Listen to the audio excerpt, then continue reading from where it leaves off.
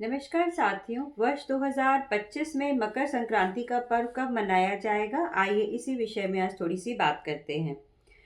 तो मकर संक्रांति वर्ष 2025 में 14 जनवरी मंगलवार के दिन यह पर्व मनाया जाएगा और सूर्यदेव सुबह 9:03 पर धनु राशि से निकलकर मकर राशि में प्रवेश करेंगे और 14 जनवरी 2025 मंगलवार के दिन सुबह 7:15 से लेकर 1:25 तक का जो समय है ये दान पुण्य के लिए उत्तम समय है। इस समय में आप तिल का दान, गुड़ का दान या भी जो भी दान आप करना चाहते हैं वो आप कर सकते हैं।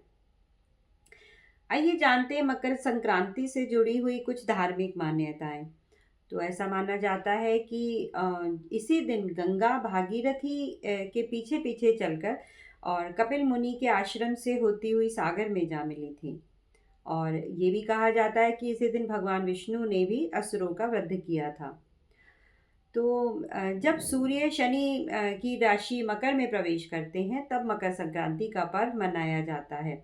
वैसे तो शनि पिता पुत्र है और उन दोनों में शत्रुता है, उन दोनों की आपस में बनती नहीं है। परंतु एक मान्यता ये भी है कि मकर संक्रांति वाले दिन सूर्य अपने पुत्र शनि से मिलने उनके घर गए थे और इसी समय में उनके जो सारे मतभेद थे वो दूर हो गए थे। तो मकर संक्रांति या पोंगल इसको हम 14 जनवरी को ही क्यों मनाते हैं, आइए इस विषय में कुछ आपको जानकारी देती हूँ। तो बाकी सारे त्योहार हैं वो चंद्र चक्र का पालन करते हैं, परंतु इसके विपरीत जो मकर संक्रांति है ये सौर चक्र का पालन करती है।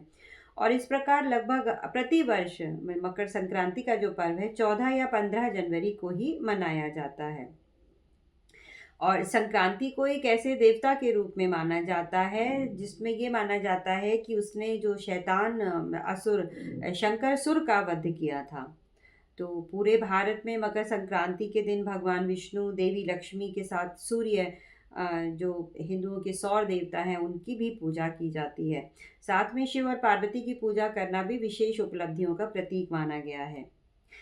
एक और कथा ये भी है कि महाभारत के युद्ध में भीष्म पिताजी जो भीष्म पितामह थे उनका जो शरीर है वो बाणों से बिंध गया था और उनको बहुत पीड़ा हो रही थी। अत्यधिक कष्ट का सामना उनको करना पड़ रहा था, परंतु फिर भी उन्होंने प्राण नहीं त्यागे क्योंकि एक तो उन्हें इच्छा मृत्यु का वरदान प्राप्त था और उनको ये पता था कि जब सूर्य उत्तरायण होंगे तो उस समय में यदि वो अपनी देह का त्याग करेंगे तो उनको मोक्ष की प्राप्ति होगी।